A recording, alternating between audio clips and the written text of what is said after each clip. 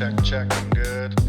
So I'm Max Duran, CWB Association Welding podcast.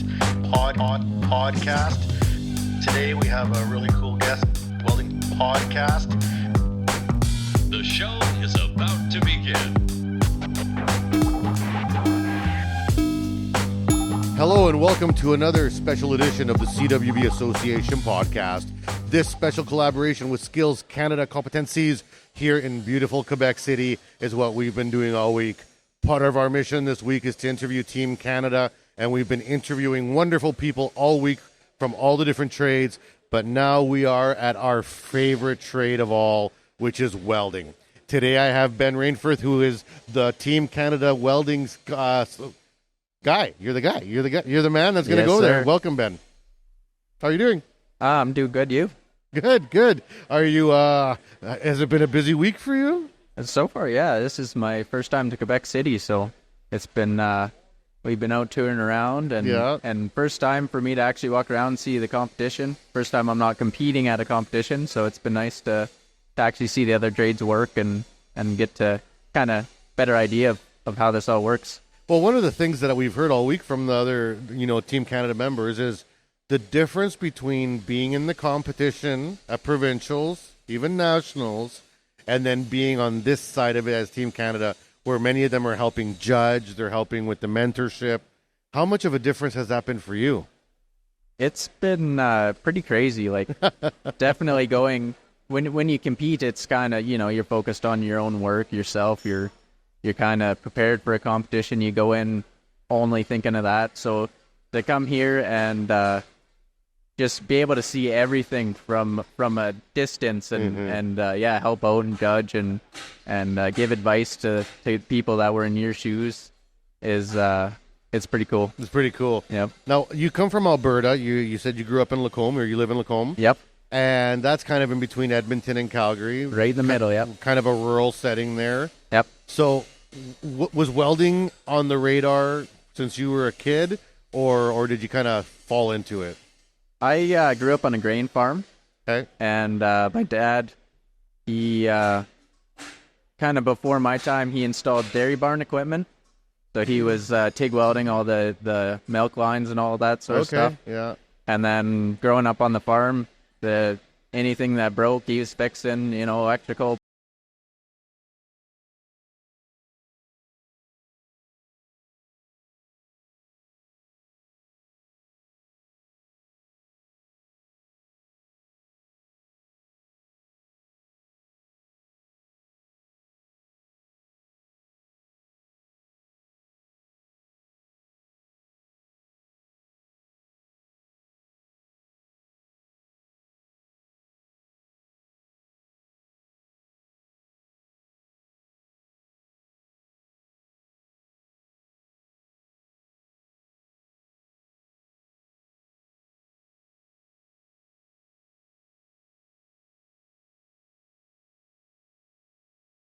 You've done a lot for being 22, because people need to remember that even though you're Team Canada and you're this accomplished welder, which you are, you're still very young and you're not even a Red Seal yet. You're still just on your way to do these things, right? Well, I actually am a Red Seal. You got your Red Seal? I did get my Red Seal. So for our national level, you cannot be a journeyman. Mm-hmm. So I competed. I earned my world spot last year in 2023 at Winnipeg at Nationals.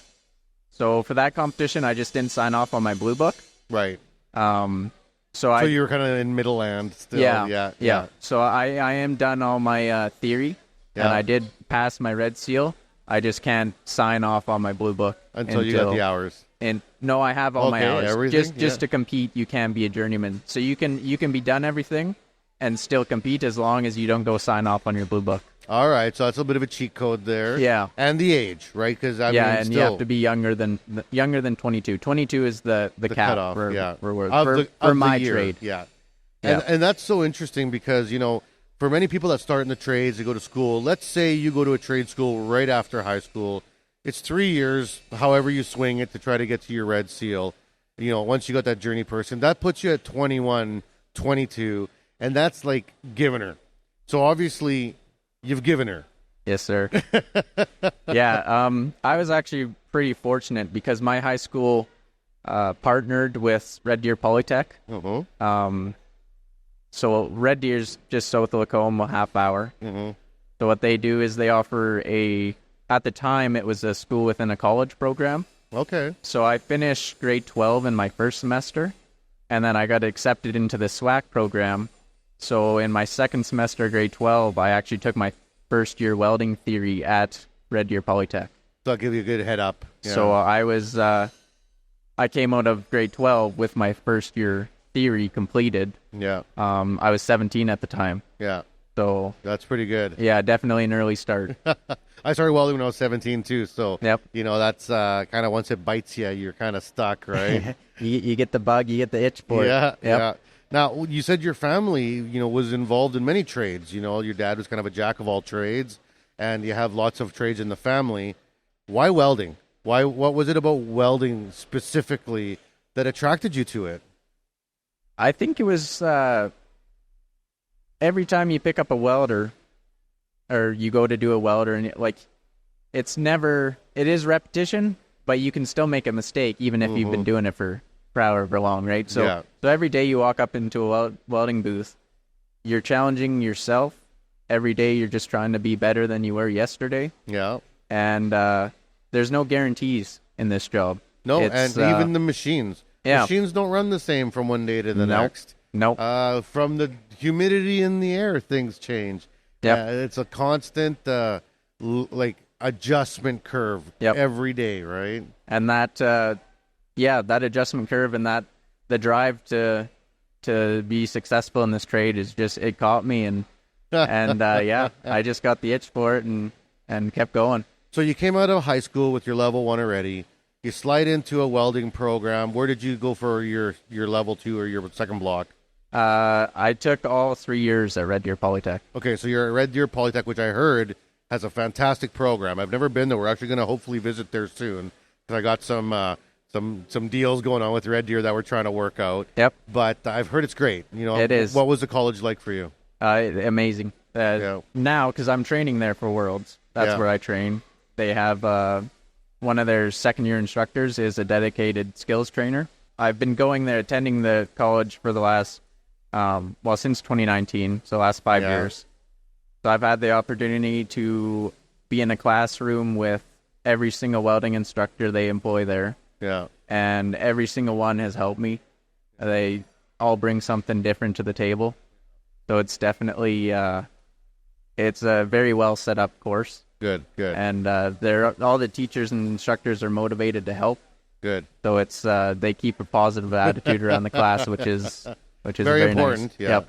And for you getting into the welding program and starting that journey, when did the word skills come up? When did someone say, "Hey Ben, have you heard of skills?" So it was actually my grandpa. Really? He, back in the late 90s, he was a construction high school teacher, and he trained people for skills in carpentry. Okay. All right. Yeah. 2009 was World Skills was in Calgary. Okay. Yeah. So my grandpa took all us grandkids up there to Calgary. So you had a flavor for it early on. And that's actually the first time I ever welded was try a trade. Awesome. At World Skills in Calgary. Yeah. So I knew of it from a young age. Yeah. And I actually competed in carpentry in 2018. Oh, really? At the high school level. Yeah. That was my first competition, and then in 2019 I moved to welding. Any regrets? No. Moving from carpentry to welding? No. And this is well documented, I'm not good at working with wood. It just makes me mad. Yeah, at least with metal, if you cut it too short, you can just fill the gap. Yeah, and if it's not in the right spot, I can hit it. You know what I mean?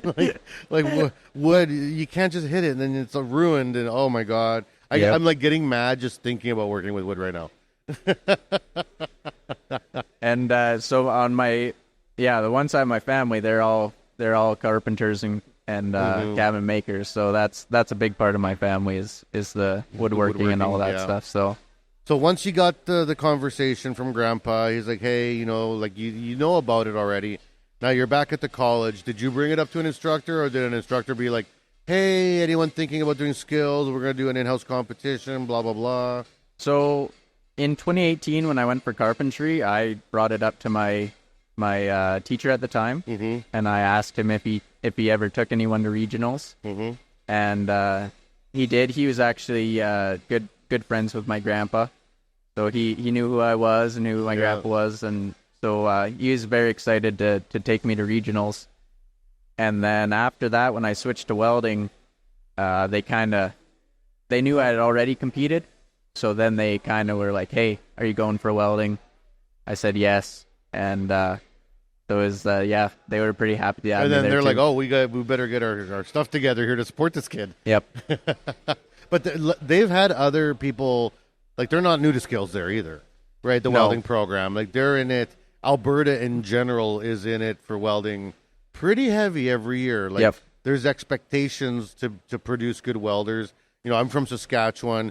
I feel like every year it's kind of a battle between Alberta and Saskatchewan for who the best welder is. I went to Worlds with Adam Sebastian, in 2019 with the mentor with Ken, which you now work with Ken. What are you thinking about for Lyon? What's on the mind for that? What have you thought about it much yet, or? Really, the only thing I thought about is how fast it's coming up. September, it's coming up quick. I wish I had more time to train. A lot of it is just trusting your training. So right now, the focus is just making sure I'm competent in anything they could throw at me. Yeah. So, we don't really have much information yet about travel times and all that, so I haven't been thinking about that at all.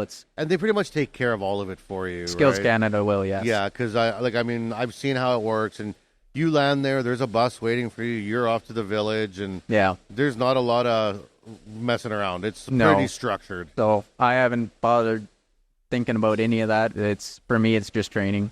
And how much training is there now? Like you're past basically you have to be like a 2-time gold medalist in Canada. Pretty much, to depending on your age in the selection year. But now you're Team Canada. You're going to head to Worlds. Are you training every day? Is this a 7-day-a-week thing? Like, what's it look like in your world? I train 5 days a week. Okay. Full days, and then I usually work nights after. Yeah. Money's kind of hard to come by, so it doesn't go on trees. So, but yeah, we train 5 days a week. Yeah. And where do you train? Or sorry, where do you work? It's called aerial arc welding. Okay. It's by Gull Lake, so it's just northwest of Red Deer. Okay. And what do they do? What do you do there? A little bit of everything. Yeah. A big thing is we manufacture McKee manure spreaders. Okay. And then otherwise, it's anything that comes through the door: handrails, staircases, fixing semi-trailers, a lot of dairy barns, agriculture. So a little bit of everything. You got mild steel, you got some stainless, you got a little aluminum. Yep. Yeah. Yep. And in their hierarchy of this company, as a 21, 22-year-old kid, if I may call you a kid, what's your street cred like? They're like, oh, here comes the skills winner. You get razzed a lot for it. Yeah. But no, it's a good group of guys, and we get along well.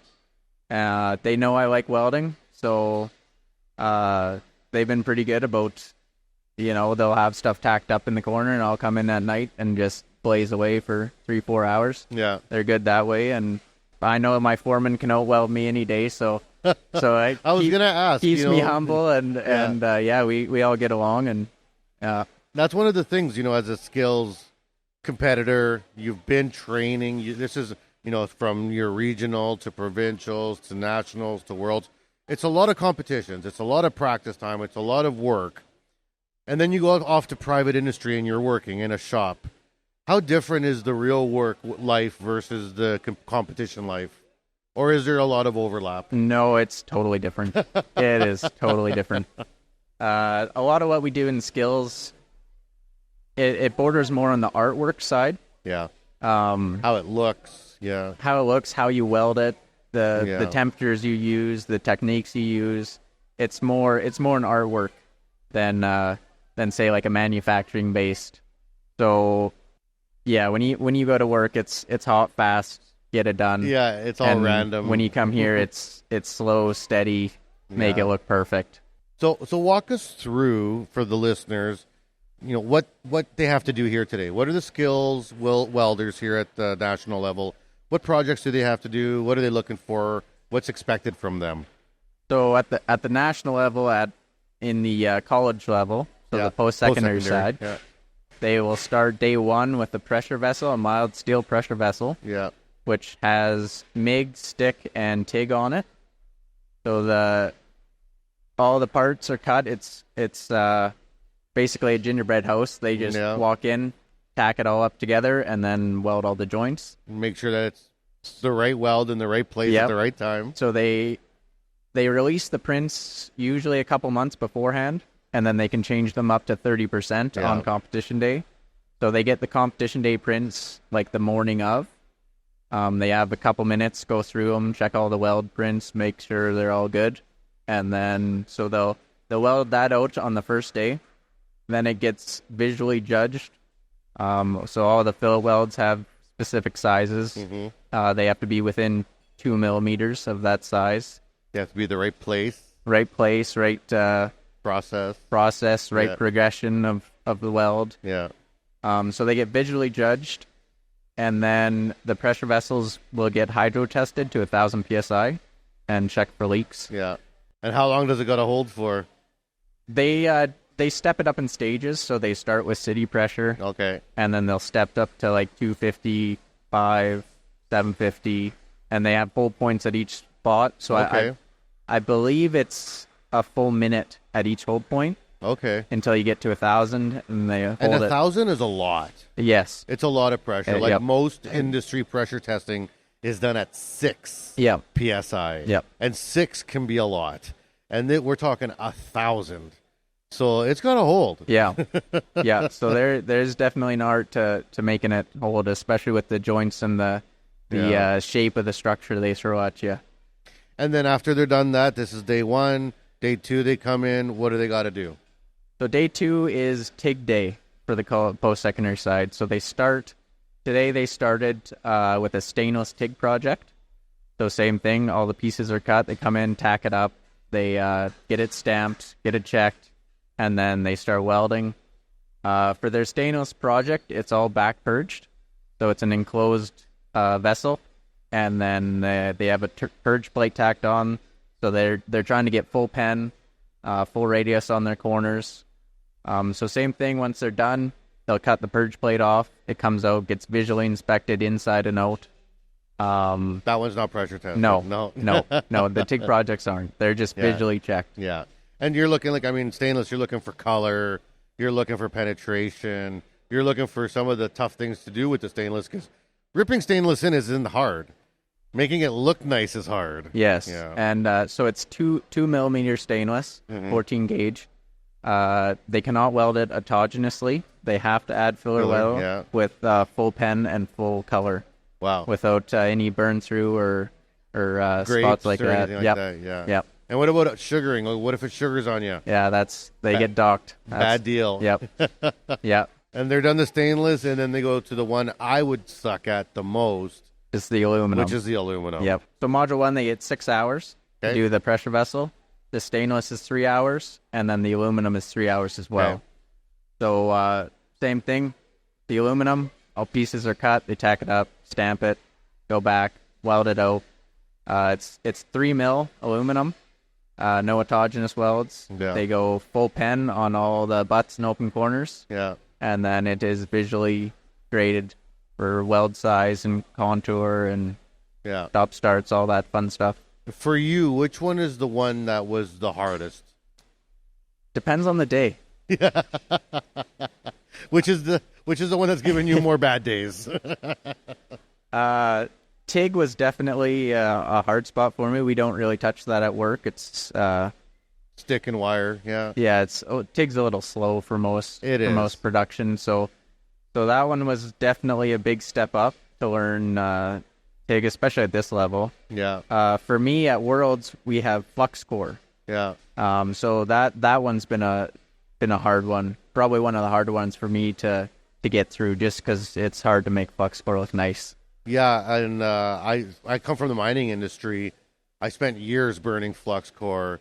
I can make flux core look beautiful in any position, but because I was in mining, I never touched TIG.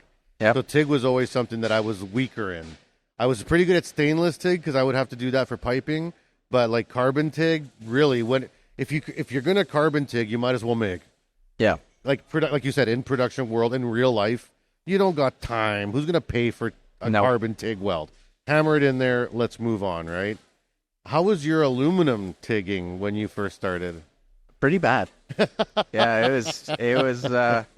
There was some rough days for sure. I kept my first projects from Skills, so whenever to remind yourself. Yep. Yeah, I see them almost every day, and it's a good reminder to where I started, where I came from. And what's the stuff like? How do you key in on what you need to learn? Like, I know that the mini competitions are really important. You just said you were down in Huntsville, Alabama, right? Yep. How many of those mini competitions have you attended, and how do you do? Like, do you do well? So in Huntsville, they were still selecting the American competitor. Mm-hmm. So they actually had two separate competitions. They had an international competition, which was me, Australia, and Ireland. And then they had the three Americans jetting for their number one spot. Yeah. And they kept us separate, judged us separately. So that competition, I won the international side, but I would have lost to the American. To the Americans, yeah. If they judged this the same. Yeah. And then the start of May at provincials in Edmonton, in the Alberta provincial competition, Yeah. we invited the top American guy and Germany to that competition. And how'd they do? The American beat me again. So I got second there. Yeah. Well, are you going to beat the American in Lyon? Oh, I don't have a choice. I have to. You have to. Yeah. Because you know what? Now you're going generations, because Adam also really struggled beating the American. And when we were in Kazan, Russia, we were 1.1 or 0.2 points behind the American, basically just below again. And Worlds is that tight. It's just every points, year. like decimals. Yep. Yeah, they are. I mean, last year in Cleveland, they had 2 golds. Yep. They tied, so that's crazy. It's at this level. Everyone's good. Yep. Everyone's good. What's your strongest of the 3 weldments? Which is the one that you walk into being like, I don't have to worry about this one. I can nail it every time. Right now, I would say probably the MIG on the vessel. Yeah. That's You can just lay them in beautiful. Yeah. That's just what I'm used to. I've ran it the most. Yeah. They always seem to be consistent. So I would say the MIG right now. But I got to work on the flux core. But yeah, flux core is a big one. Don't turn it up too high. Quick little beads, dude. Don't let them get big. That's when they get chunky and stupid. Yep. And you can get worm tracks. You don't want that. No. Yeah, it's definitely finicky, and angle, your travel speed, inclination, you're off a couple degrees and it changes the look of the weld entirely. It's definitely a learning curve on that one. What about your support net? You know, like we talked about your parents earlier and their trades background. What do they think about this journey for you? Like, how do they feel about what you're doing? They're pretty excited. Yeah, everyone's super excited. I got quite a few people coming to Lyon, France to watch me, so they're all gearing up for that, and they're all happy and do they brag about you to their friends? Yes. We're going to France. I'm pretty quiet, so I usually try not to tell people too much. Yeah. I usually just say, "Oh, it's a welding competition," you know. So they're always behind me, like, "Oh, screw that! It's world skills." Yeah, that's huge. Yeah, yeah. Now, what about in terms of your we're here at Skills Canada, right? This is the promotion of skills, the trades, all the skilled trades in Canada. For yourself, coming off the farm, getting into the welding program, growing into the position you are now, what are the skills that you really found you needed to lean on? Like, these skills were important for you to get to where you are? That's a hard one because it's definitely a lot. Mm-hmm. There's a lot of hard work that goes in behind this. So I think the dedication, but just the drive never to give up. Yeah. And realizing that failure is a part of it. It happens every day. Yeah. And it makes you grow. It's easy to get discouraged, but I think a lot of it's just that the passion behind it, the staying positive, Staying open to change. Yeah. Yeah. all those little things is what makes the difference in the big picture. And if you had to talk to another, there's kids coming through here. We got a bunch of kids here right now watching the show, and they all are looking at the trades. In 4 or 5 years, they may be looking to get into these same positions to get somewhere with the skills, right? What could you give them as advice to say, hey, you're about to start this path. It's going to be crazy, but this is a couple things that I can help you with that you should know. Yeah, I definitely don't have any. Don't do it. It's too much. No, I got no regrets. This has been the best experience. Yeah.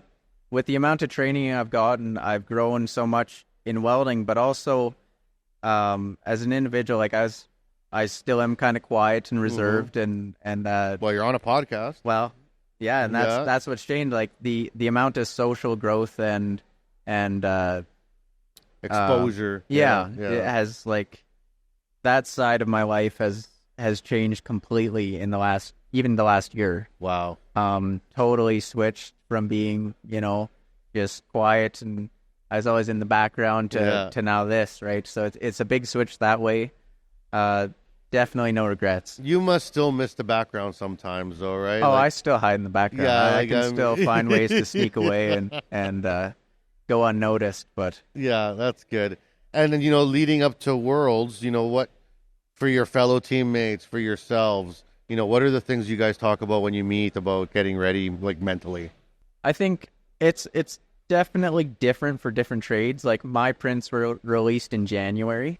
So I have my prints, what I'm going to be doing. I've been training to them, to the judging criteria. A lot of trades don't get their prints until they land the day of. Some of them is 2 days before. That's scary. So it's kind of different for each trade, but a lot of us is shout out to Ken here, Ken Heather, the world's trainer. Yeah. I think all of us, we know the time and dedication that's needed. Yeah. So everyone's putting in long hours. Even if they don't know what they're training on, they still got to practice. They can still practice on old projects, on old judging criterias. So we kind of just all do our own thing, but in the end, it's all just dedication to the trade. Awesome. And to wrap up the interview, let's talk about just these last couple days. What's been the biggest happy moment or positive moment you've had during this skills week? Getting to see Quebec was pretty sweet. Yeah, there's a lot of history here. It's beautiful out here. That I haven't. And the food has been. Yeah, the poutine. Poutine is great here. If I could bring some home to my friends in Saskatchewan, I won't. Yeah, no, getting to see the city and getting to see the competition here, I know I've been to so many competitions and I've talked to so many different tradespeople, but to actually see what they're doing and see what their competition is totally different than just hearing them talk about it. And so getting to see that, getting to see the projects start coming out and the high school kids competing and the college kids competing and knowing you were there just a year ago. Yeah. It's pretty cool to see, talking to people. And do they look like babies to you and you're only like a year older? Sometimes. Yeah, it is funny how that works. Yeah. It's but no, it's good to see it. It keeps you grounded. Yeah. Keeps you you remember where you came from just picture, that short time ago. So yeah, that's right. Yep. And what about the Canadian Welding Bureau and yourself? As a welder, you're going to need qualifications. Do you have any CWB tickets already? I do have a couple. I have my flux core all position. Good. And my flat stick. Your flat stick, you got to get the rest of those ones. Yeah, I haven't been too worried. But eventually, I will. Awesome. So last question, for your future, where do you see yourself? You know, you got your red seal already, journey person. You're going to go to Worlds. You're going to hammer it out, get first place, come back, carrying the big flag, being super proud. And do you see yourself as a business owner someday, or working in a big fab shop, or what's kind of the end game that you envision right now? Right now, I'm kind of leaving it open because I don't want to shut any doors before they even open. Yeah. So I am kind of interested in specializing in TIG after this. Yeah. I would kind of like to get into to that field a bit more. Right now, I'm kind of hoping that I just meet some interesting people at Worlds. Yeah. And some opportunities Make some open. friends. Yeah. I have gotten opportunities in different countries already. Yeah. that have kind of been interesting. That might be something I did that into. stuff, man, and I would definitely recommend that type of work. I've had a lot of fun working in other countries, and if you're down to travel and you're not a picky eater, go for it. Can't be a picky eater. Might have to work on that. But. Yeah, because it's like sometimes you find yourself in a very strange place and there's no choice. Yeah. So